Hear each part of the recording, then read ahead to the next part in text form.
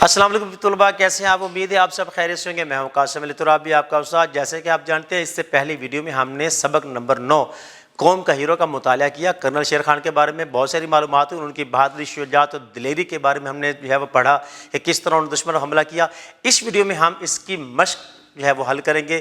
آپ جانتے ہیں کہ ہر سبق کے بعد ایک مشق ترتیب دی جاتی ہے، اس میں کچھ سوالات پوچھے جاتے ہیں۔ ان سوالات کے پوچھنے کا ایک مقصد ہوتا ہے، آپ جانتے ہیں نا،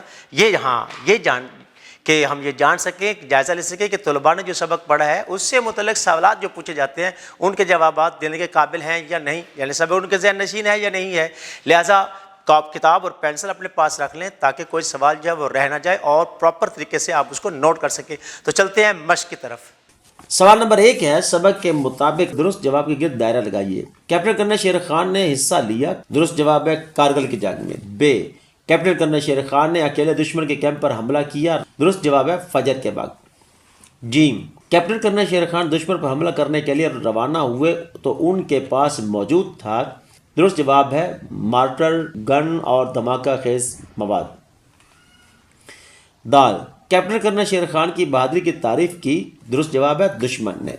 ہے، حکومت نے کیپٹن کرنل شیر خان کو نوازا، درست جواب ہے نشان حیدر سے۔ سوال نمبر 2 ہے، سبق کے مطابق موضوع الفاظ لکھ کر خالی جگہ پر کیجیے۔ الف، کارگل کے پہاڑوں اور وادیوں میں خالی جگہ کا راج تھا، خالی جگہ میں آئے گا خاموشی۔ بے، فجر کے وقت تک کیپٹن کرنل شیر خان دشمن کے خالی جگہ کے قریب پہنچ چکے تھے، خالی جگہ میں آئے گا کیمپ۔ جیم، دشمن نے اندھا دھند پہاڑی پر خالی جگہ شروع کر دی، خالی جگہ میں آئے گا گولہ باری۔ دال، کرنل شیر خان نے دشمن کو للکارتے ہوئے کہا کہ میں تمہیں سکھاتا ہوں کہ خالی جگہ کیسے لڑی جاتی ہے، خالی جگہ میں آئے گا جنگ۔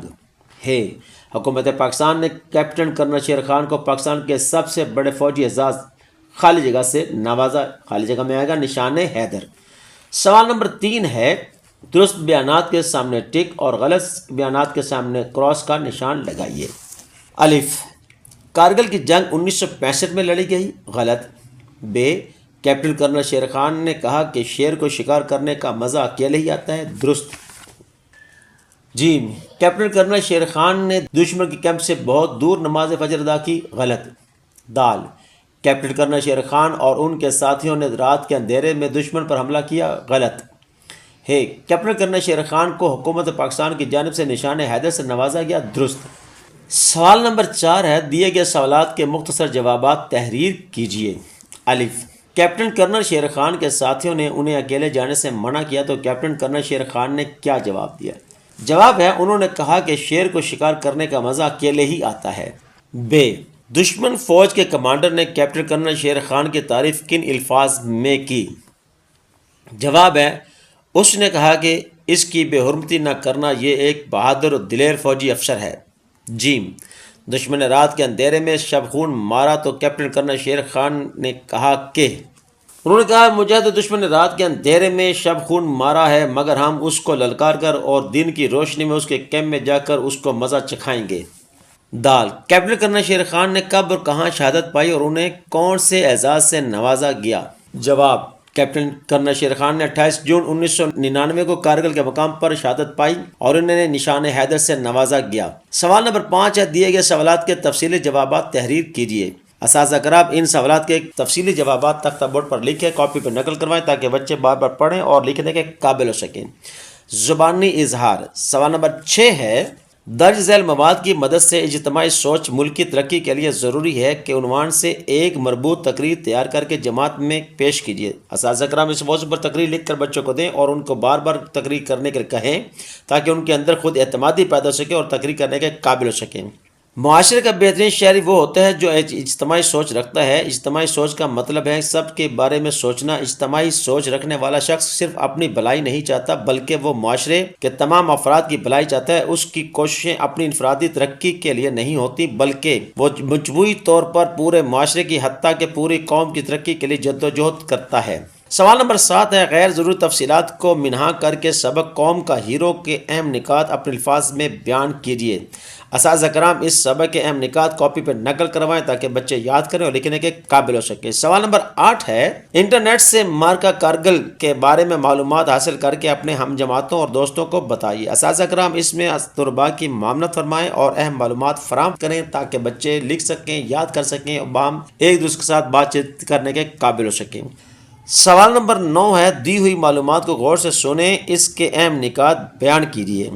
اساتذہ کرام اس عبارت کی خوانی کرائیں اور اس کے اہم نکات تختہ بورڈ پر لکھیں اور کاپی پر نقل کروائیں تاکہ بچوں میں یہ صلاحیت پیدا ہو سکے کہ کسی عبارت کے اہم نکات کس طرح لکھے جاتے ہیں۔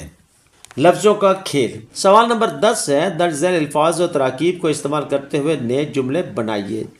اساتذہ کرام ان الفاظ کو جملوں میں استعمال کریں، تختہ بورڈ پر لکھیں اور کاپی پر نقل کروائیں تاکہ بچوں میں یہ صلاحیت پیدا ہو سکے کہ وہ الفاظ کو جملوں میں کس طرح استعمال کر سکتے ہیں۔ زبان شناسی۔ سوال نمبر 11 ہے سبق کے درج ذیل الفاظ کے متضاد الفاظ اپنی کاپی میں لکھیے۔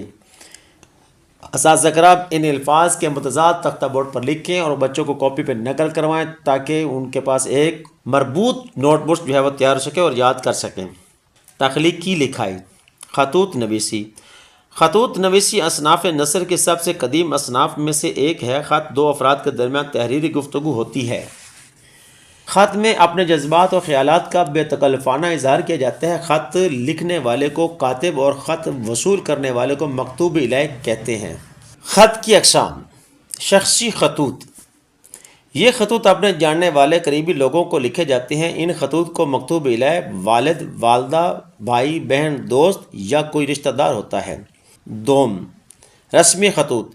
سیاسی و ثقافتی تقریبات اور شادی و بیاہ کی تقریبات کے دعوتی نامے رسمی خطوط کہلاتے ہیں۔